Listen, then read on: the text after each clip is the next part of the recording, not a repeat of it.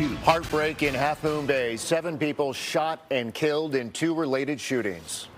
It's something that's unimaginable to happen here in Half Moon Bay. There's really not much I can say, about the pain that we're feeling right now.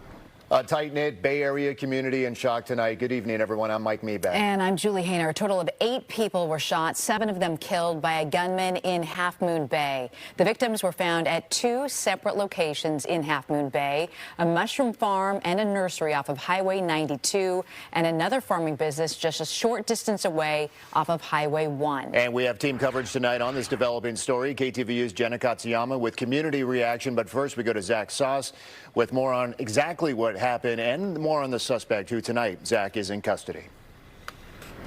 Well, the arrest of the suspect believed to be behind today's deadly mass shooting here in Half Moon Bay. His arrest happening just down the parking lot from where I'm standing, right outside of a San Mateo Sheriff's Office substation. And law enforcement describing what happened here today, well, they say the fact that it could happen here in Half Moon Bay, it's something they would have called unthinkable. This kind of shooting is horrific.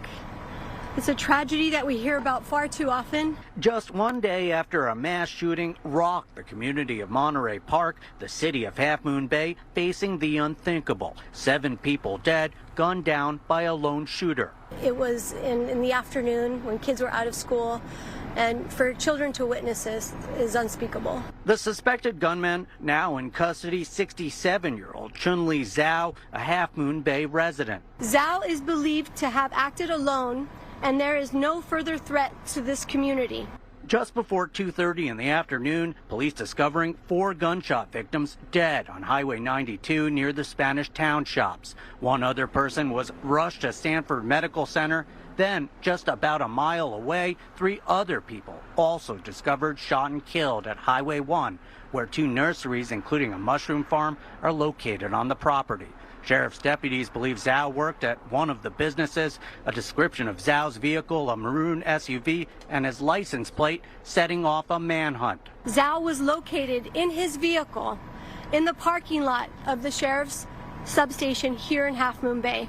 A sheriff's deputy spotting the car just before 5 in the evening, 1 parking spot over, Katie McHugh. It surprised me to see the officer asking me pretty quietly to get back from my car, and I scooted back a little bit, and then he asked me to get farther back and farther back. McHugh there as officers quickly surrounded the vehicle. They had their guns drawn. They approached from behind the car, pretty tight formation, and got up to the car and were probably a few feet behind it, 6 feet behind it or so, and asked him to get out. Took several asks.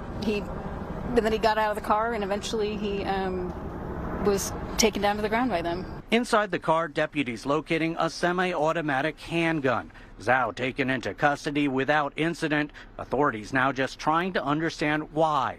A community desperate for answers before it can begin to heal.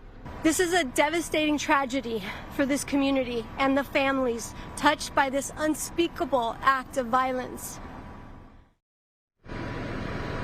And sheriff's deputies were out here just a short while ago collecting evidence from Zhao's car. This investigation still very much in its early stages, but they say that Zhao is cooperating. But again, still trying to figure out the motive, the why all this happened. Mike?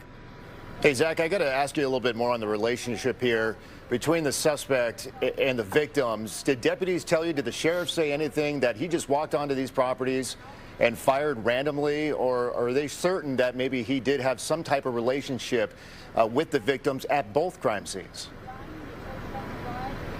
They really didn't go into specifics about his relationships with the victims, what, if any, relationship he might have had with them. But they did point out a key piece of evidence, which they said that they do believe that Zhao was employed at one of the nurseries where this all happened today.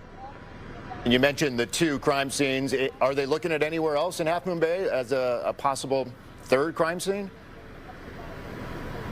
Right now they haven't discovered any, and they don't know if there might have been another scene. But given the scale of what happened today, they certainly are still looking to see if there might have been other victims here.